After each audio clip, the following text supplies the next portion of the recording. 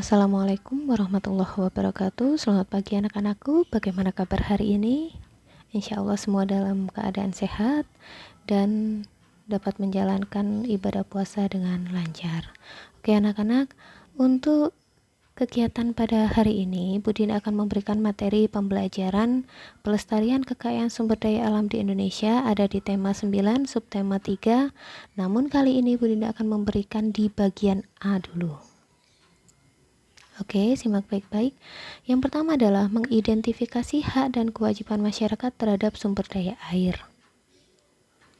Air merupakan sumber daya alam yang penting dalam kehidupan sehari-hari. Banyak kegiatan yang menggunakan air. Kegiatan menggunakan air tersebut merupakan hak masyarakat dalam memanfaatkan air.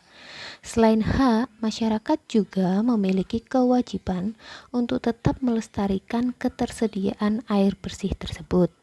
Maka pelaksanaan hak dan kewajiban harus dilakukan secara seimbang agar sumber daya air tetap terjaga. Berikutnya, apa saja hak masyarakat untuk memanfaatkan air? Antara lain yang pertama adalah mencuci. Air digunakan untuk mengepel, air digunakan untuk minum, dan air juga digunakan untuk mandi. Selanjutnya, apa kewajiban untuk tetap melestarikan ketersediaan air bersih tersebut? Yaitu antara lain 1. Mematikan air keran saat tidak digunakan. 2. Tidak membuang sampah di selokan. 3. Menanam pohon di pekarangan rumah. 4. Mandi atau mencuci pakaian dengan air secukupnya. Dan kelima adalah tidak menebang pohon yang dapat mengganggu kelestarian air.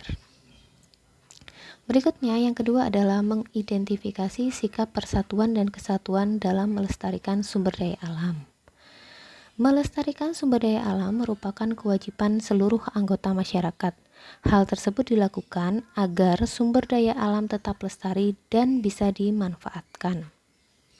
Namun, melestarikan kekayaan sumber daya alam bukanlah milik satu orang saja, melainkan seluruh masyarakat wajib untuk melaksanakan bersama-sama dan saling menunjukkan sikap persatuan dan kesatuan.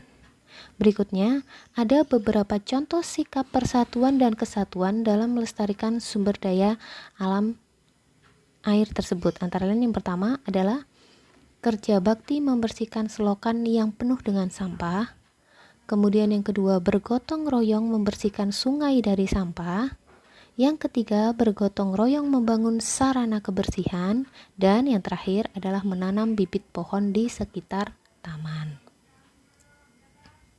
Berikutnya adalah mengidentifikasi usaha-usaha pelestarian sumber daya alam. Yang pertama adalah mendaur ulang botol bekas untuk dijadikan pot tanaman. Kemudian yang kedua adalah menggunakan energi alternatif seperti cahaya matahari untuk pembangkit listrik. Berikutnya yang ketiga adalah menangkap ikan menggunakan jaring tradisional. Dan yang keempat adalah menanam kembali atau reboisasi lahan-lahan yang gundul. Selanjutnya, apa akibat tidak melaksanakan kewajiban tersebut?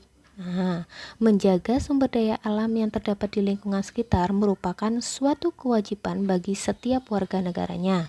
Apabila kewajiban tersebut telah dipenuhi, maka kita pun dapat menerima hak untuk menikmati sumber daya alam tersebut.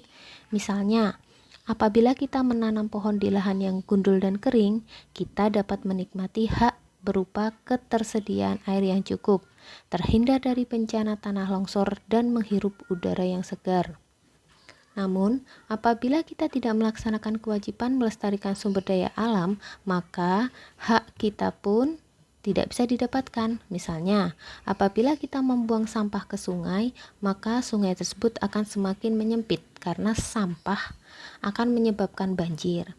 Selain itu, tercium pula aroma yang tidak sedap. Oleh karena itu, hak dan kewajiban harus dijalankan dengan seimbang.